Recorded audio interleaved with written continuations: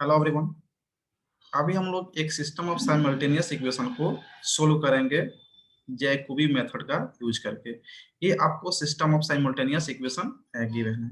अभी आपके मैथमेटिक्स का एग्जाम हुआ था लेटरल एंट्री का, उसमें ऑब्जेक्टिव क्वेश्चन पूछ दिया गया था which of the following method is use to solve simultaneous equation, जिसमें ऑप्शन दिया था bisection, regular falsi, Newton Raphson और गॉस एलिमिनेशन।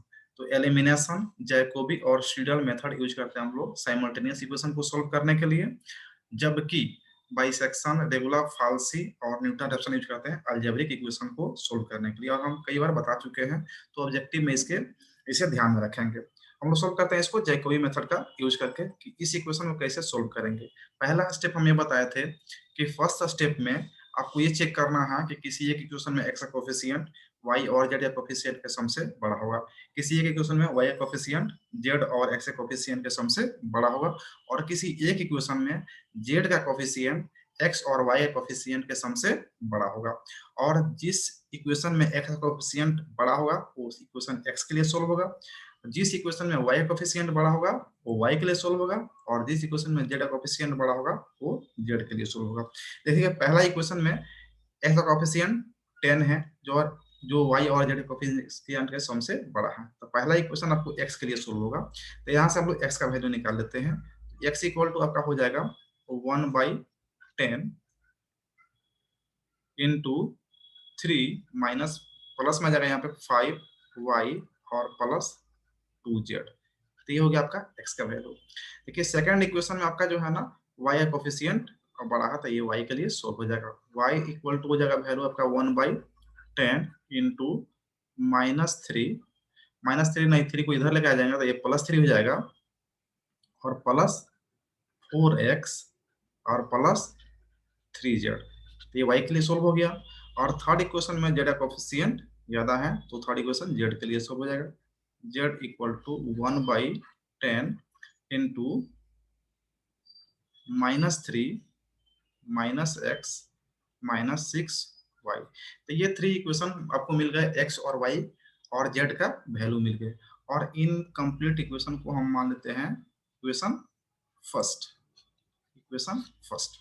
अब यहाँ से आपको जो है ना इसका फर्स्ट इटरेशन, सेकेंड इटरेशन और थर्ड इटरेशन फाइंड करना है x1 y1 z1 के रूप में। तो फर्स्ट इटरेशन के हम लोग सोल्व करेंगे इस इक्वेशन फर्स्ट को फॉर फर्स्ट इटरेशन। तो यहाँ आपको लिखना क्या है, for first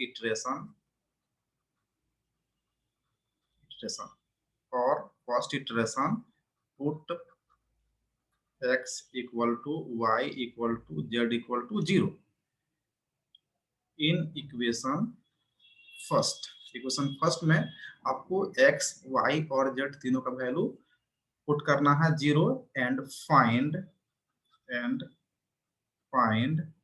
x1 y1 and z1।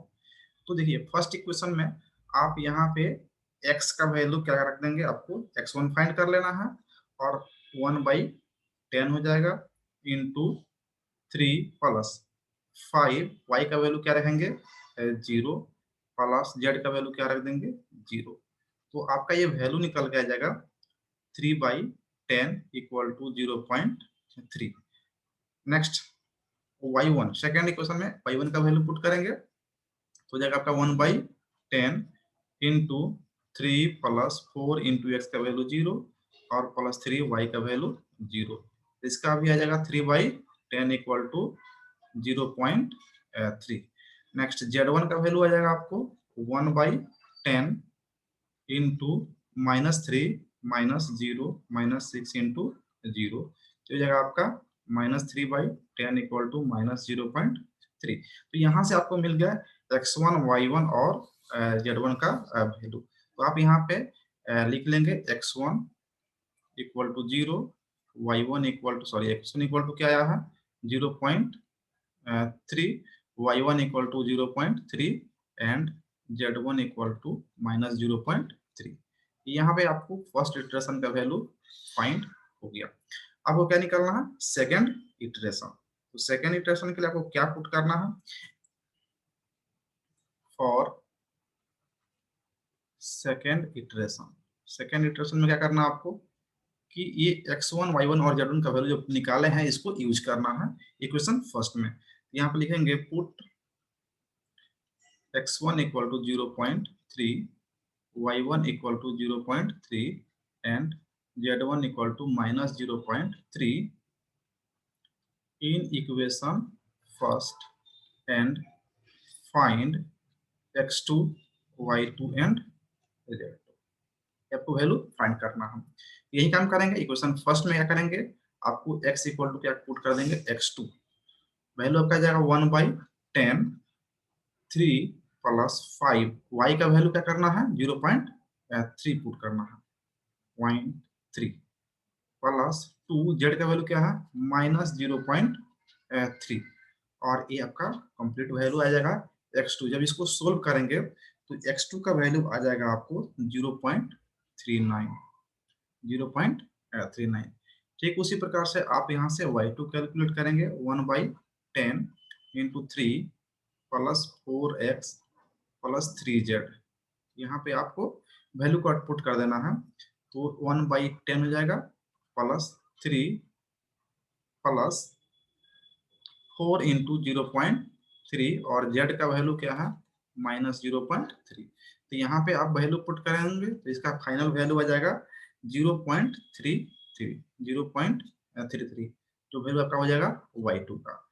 Next z2 का वैल्यू पुट करेंगे इक्वेशन फर्स्ट में, तो 1/10 और यहाँ पे देखिए आपका यहाँ -3 है, यहाँ पे -3 पुट करेंगे, फिर क्या है -x है -0.3 पुट करना है और फिर -6y, -6 इंटू वाई का वैल्यू क्या है 0.3 है।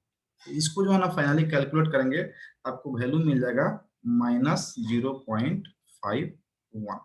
यहाँ से आपको x2 मिल गया, x2 हो गया आपका 0.39, y2 मिल गया आपको 0.33 एंड z2 मिल गया आपको -0.51।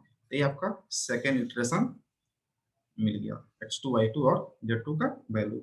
अब इस सेकेंड इटरेशन में x2 y2 और वैल्यू का जो z2 का जो वैल्यू मिला है इसको यूज करके आपको थर्ड इटरेशन फाइंड करना है। तो थर्ड इटरेशन निकालेंगे और उसके लिए हम लोग यहाँ पे पुट कर लेंगे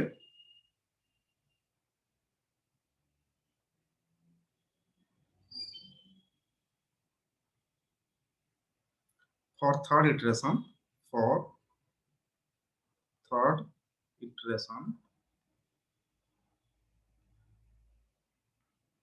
put x equal to 0.39, y equal to 0.33 and z equal to -0.51 in equation first and find x3 y3 and z3। तो यहाँ से जो है ना x y z का वैल्यू जो मिला है आपको पुट करके और यहाँ पे x3 y3 और z3 फाइंड कर लेना है।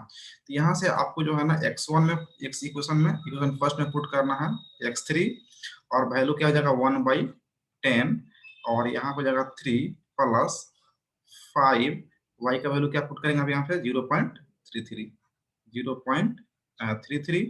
और z का वैल्यू हो जाएगा आपको यहाँ पे प्लस है 2 इंटू जेड का वैल्यू -0.51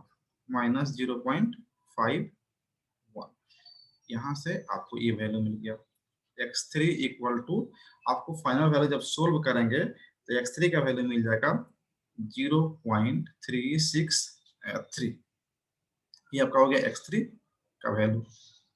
फिर हम लोग y3 का वैल्यू निकालेंगे, तो y3 का वैल्यू पुट करेंगे तो 1/10 हो जाएगा इक्वेशन फर्स्ट में 3 प्लस 4 इंटू एक्स का वैल्यू क्या है 0.39 पुट करना है और प्लस 3 है, जेड का वैल्यू है आपको -0.51, ये वैल्यू पुट करेंगे और y3 का वैल्यू आपको फाइनली मिल जाएगा 0.303 इसको कैलकुलेट करने के बाद।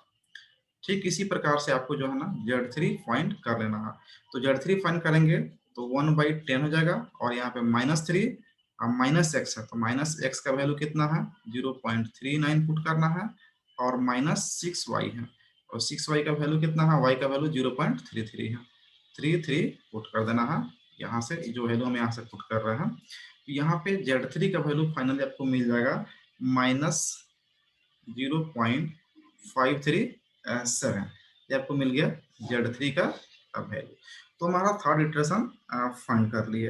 अब थर्ड इटरेशन पे हमको जहाँ स्टॉप कर देना है, क्योंकि थर्ड इटरेशन तक ही पूछा जाएगा आपको। अब इसको जो है ना आप आंसर के रूप में आप यहाँ पे लिख सकते हैं कि x3 इक्वल टू हो गया 0.363, y3 इक्वल टू हो गया 0.303 एंड Z3 इक्वल टू हो गया -0.537। ये आपको थर्ड इटरेशन पे आकर के स्टॉप कर देना है और यही आपको फाइनल आंसर हो जाएगा। तो यही आपका जैकोबी मेथड, जिससे कि हम लोग आसानी से सोल्व कर लेते हैं किसी भी क्वेश्चन को। तो बस इस फॉर्मूला का आपको याद रखना है और इसी स्टेप से जो है ना आप किसी भी क्वेश्चन को सोल्व कर सकते हैं यूजिंग जैकोबी मेथड।